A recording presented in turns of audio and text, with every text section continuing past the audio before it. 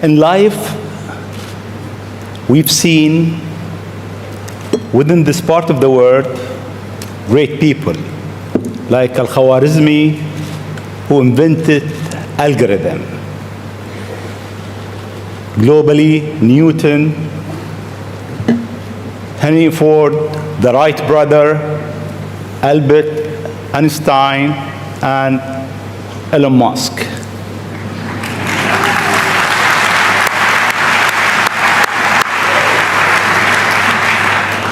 It seems you are in a rush. You want to go to places that nobody been. You are reinventing a certain industry, from the rocket industry with SpaceX to the car industry with Tesla. What's your mission in life? Why you do whatever you do? Sure. Well, first of all, thank you for having me. It's an honor to be here, and we're having a really great time with my kids in Dubai. It's really been fantastic. I'd really encourage anyone who hasn't been to visit. What a great city. Thank you. Thank you. And in terms of the motivations, I guess the sort of kind of a long version of the explanation, but essentially, when I was a kid, I was wondering kind of what's the meaning of life, like why are we here, what's it all about, and I came to the conclusion that what really matters is trying to understand the right questions to ask. And the more that we can increase the scope and scale of human consciousness, the better we are able to ask these questions. And so I think that there's certain things that are necessary to ensure that the future is good.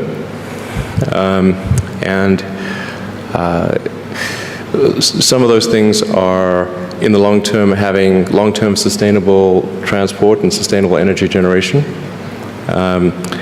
and to be a space-faring civilization, and for humanity to be out there among the stars and be a multi-planetary species. I mean, I think being a multi-planet species and being out there among the stars is important for the long-term survival of humanity, and that's one reason, kind of like life insurance for life collectively, life as we know it. But then the part that I find personally most motivating is that it creates a sense of adventure, and it makes people excited about the future. If you consider two futures, one where we are forever confined to Earth until eventually something terrible happens, or another future where we are out there on many planets, maybe even going beyond the solar system, I think that second version is incredibly exciting and inspiring, and there need to be reasons to get up in the morning. Life can't just be about solving problems. Otherwise, what's the point? There's got to be things that people find inspiring and make life worth living. So what is life for you? I mean, you look at our life, and I heard you before speaking. Is it a dream? Is it Is life real? a dream? Is it a million D? What is life for Elon Musk? I find as I get older, I find that question to be maybe more and more confusing or troubling or uncertain.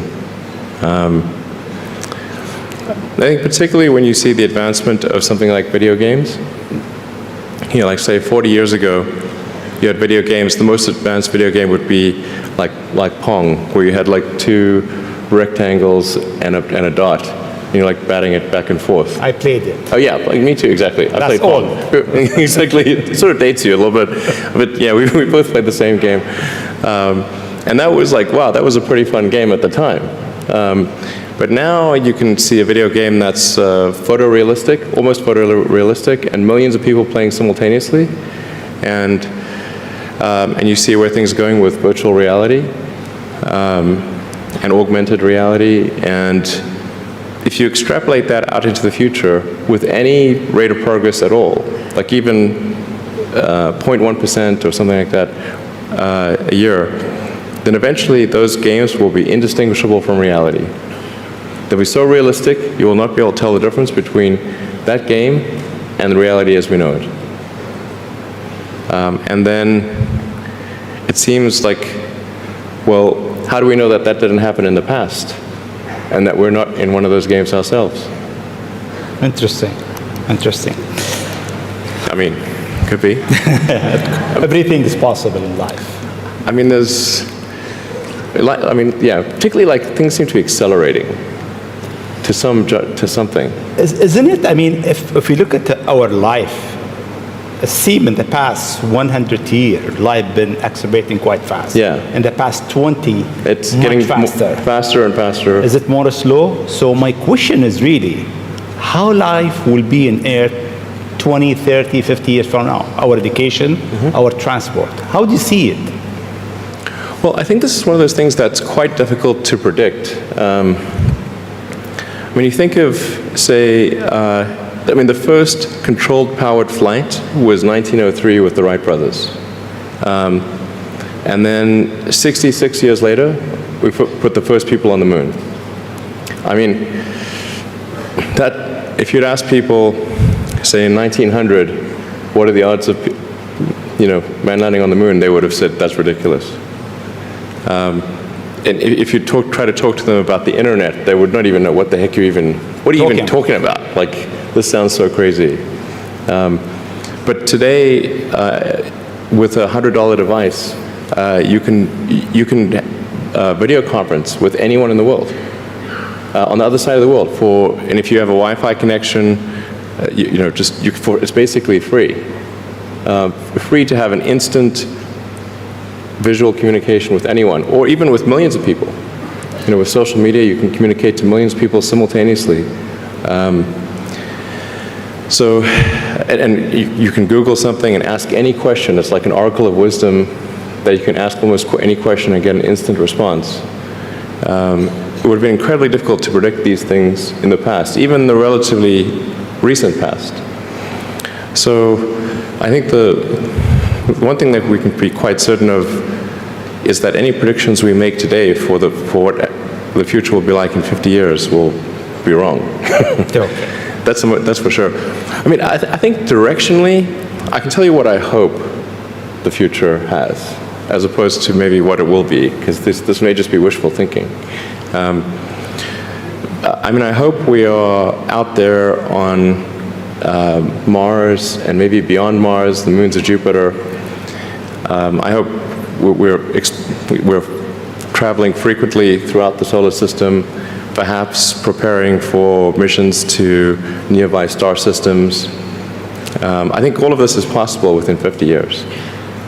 And I think that would be very exciting to do that. And I think we'll see autonomy and artificial intelligence advance tremendously. I think that's actually quite near term. My guess is in probably 10 years, it will be very unusual for cars to be built that are not fully autonomous. 10 years. 10 years from now. Yeah. I think almost all cars built will be capable of full autonomy in about 10 years. As it is, the Tesla cars that are made today have the sensor system necessary for full autonomy, and we think probably enough compute power to be safer than a person. So it's mostly just a question of developing the software and uploading the software. And if it turns out that that more compute power is needed, we can easily upgrade the computer. And so that's all Tesla's built since October of last year. And other manufacturers will follow and do the same thing. So getting in a car will be like getting in an elevator. You just tell it where you want to go, and it takes you there with extreme levels of safety. And that'll be normal. It'll just be normal. Like for elevators, there used to be elevator operators. You get in, there'd be a guy moving a lever. Now you just get in, you press the button, and that's taken for granted. So autonomy will be widespread. I think one of the most troubling questions is artificial intelligence. And I don't mean narrow AI, like vehicle autonomy I would put in the narrow AI class. It's narrowly trying to achieve a certain function. But deep artificial intelligence, or what is sometimes called artificial general intelligence, where you could have AI that is much smarter than the smartest human on Earth. This, I think, is a dangerous situation. Why it is dangerous? I mean, there is two views. One view is the artificial intelligence will help humanity. There is another school of thought is artificial intelligence is a threat to humanity. Why is it? Well, I think it's both. You know, it's like one way to think of it is imagine we were going to be visited. Imagine you were very confident that we were going to be visited by super intelligent aliens in, let's say, 10 years or 20 years at the most. Super intelligent. So you think within 20 years we'll have alien on Earth? Well, digital super intelligence will be like an alien. It will be like an alien. Yeah. But my question is, do you think there is other intelligent life outside the Earth? It seems probable, but I think this is one of the great questions in physics and philosophy, is where are the aliens? Maybe they're among us, I don't know. Some people think I'm an alien. Not true. Not true. But maybe we are alien. Of course I'd say maybe that, we are alien, Ellen. I mean, if you look at this part of the world, yeah, they believe that human beings are not from Earth. They came from somewhere else. Eve maybe. And Adam came from somewhere else to Earth. So in a way, human being alien to this land. Do you think we'll make contact with alien within the next 50 years? Well, that's a really tough one to say. I mean, if there are super intelligent aliens out there, they're probably already observing us. That would seem quite likely, and we just are not smart enough to realize it.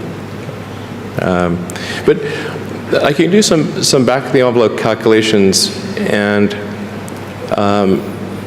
any advanced alien civilization that was at all interested in populating the galaxy, even without exceeding the speed of light, even if you're only moving at, say, 10 or 20% of the speed of light, you could populate the entire galaxy in, let's say, 10 million years. Maybe 20 million years max. This is nothing, in the grand scheme of things. Once you said you want to die on Mars, why? I don't, to be clear, I don't want to die on Mars. It's like, we're all going to die someday. And if you're going to pick some place to die, then why not Mars? Okay. If we're born on Earth, why not die on Mars? Seems like maybe it'd be kind of exciting. But so I think, given the choice of dying on Earth or dying on Mars, I'd say, yeah, sure, I'll die on Mars. But it's not some kind of Mars death wish. And if I do die on Mars, I just don't want it to be on impact. Okay. Got it. Yeah. Let's come back to Earth, actually. Okay. You tweeted that you are building a tunnel under Washington, D.C. Why? What is it? Well, it's a secret plot. Okay. Just between us. Okay. Nobody heard you? Yeah, exactly. Please keep that secret. I think this is going to sound a little, it seems like somewhat trivial or silly, but I've been saying this for many years now, but I think that the solution to urban congestion is a network of tunnels under cities. And when I say, I don't mean a 2D plane of tunnels, I mean tunnels that go many levels deep. So you can always go deeper than you can go up. Like the deepest mines are taller than the tallest buildings. So you could have tunnels, a network of tunnels that is 20, 30, 40, 50 levels, as many levels as you want, really. And so given that, you can overcome the congestion situation in any city in the world. The challenge is just figuring out how do you build tunnels quickly and at low cost and with high safety. So if tunneling technology can be improved to the point where you can build tunnels fast, cheap, and safe, then that would completely get rid of any traffic situations in cities. And so I think that's why I think it's an important technology. Washington, D.C., LA, and most of the major American cities, most major cities in the world, suffer from severe traffic issues. And it's mostly because you've got these buildings you have tall buildings that are 3D, and you have a road network that is one level. And then people generally want to go in and out of those buildings at the exact same time. So then you get the traffic jam. Let's come back to UAE and Dubai. The first time I met you, it was 4th of June 2015 at your office in SpaceX. And I asked you, would you have a presence in UAE? And your answer was, I'm busy with China. Maybe not in the near future. Yeah. And almost a year and a half later, we are here. Time goes quite fast. Yeah. Why now? Well, I think actually things are going reasonably well in China. We had some initial challenges figuring out charging and service infrastructure and various other things, but now it's actually going fairly well, and so the timing seemed to be good to really make a significant debut in this region, starting in Dubai. Okay. In your opinion, what is the new disturbing thing that will come in technology next? What's next in technology? What's next in technology? That will disturb the way we live, the way we think, the way we do business. Well, the most near-term impact from a technological standpoint is autonomous cars, like fully self-driving cars. Like I said, that's going to happen much faster than people realize. It's going to be a great convenience to be an autonomous car, but there are many people whose jobs it is to drive. So in fact, I think it might be the single largest employer of people is driving in various forms. And so then we need to figure out new roles for what do those people do. But it will be very disruptive and very quick. Now, I should characterize what I mean by quick, because quick means different things to different people. There are over 2 billion vehicles in the world, approaching 2.5 billion cars and trucks in the world. The total new vehicle production capacity is about 100 million. Which makes sense because the life of a car or truck before it's finally scrapped is about 20, 25 years. So the point at which we see full autonomy appear will not be the point at which there is massive societal upheaval, because it will take a long time to make enough autonomous vehicles to disrupt employment. So that disruption I'm talking about will take place over about 20 years. But still, 20 years is a short period of time to have, I think, something like 12 to 15% of the workforce be unemployed. Yeah, thank you. This is the largest global government summit. We have over 139 government here. If you want to advise government official to be ready for the future, what is 3 things or 3 advice you'll give them? Well, I think the first bit of advice would be to really pay close attention to the development of artificial intelligence. I think we need to just be very careful in how we adopt artificial intelligence, and to make sure that researchers don't get carried away. Because sometimes what happens is a scientist can get so engrossed in their work, they don't necessarily realize the ramifications of what they're doing. So I think it's important for public safety that governments keep a close eye on artificial intelligence and make sure that it does not represent a danger to the public. Let's see. Secondly, I would say we do need to think about transport in general. And there's the movement towards electric vehicles, sustainable transport. I think that's going to be good for many reasons, but again, not something that happens immediately. That'll happen slower than the self-driving vehicles. So that's probably something that happens over 30 or 40 years, the transition to electric vehicles. So thinking about that in context, the demand for electricity will increase dramatically. So currently, in terms of total energy usage in the world, it's about 1/3 electricity, about 1/3 transport, about 1/3 heating. So over time, that will transition to almost all, not all, but predominantly electricity, which means that the demand for electricity will probably triple. So it's going to be very important to think about how do you make so much more electricity.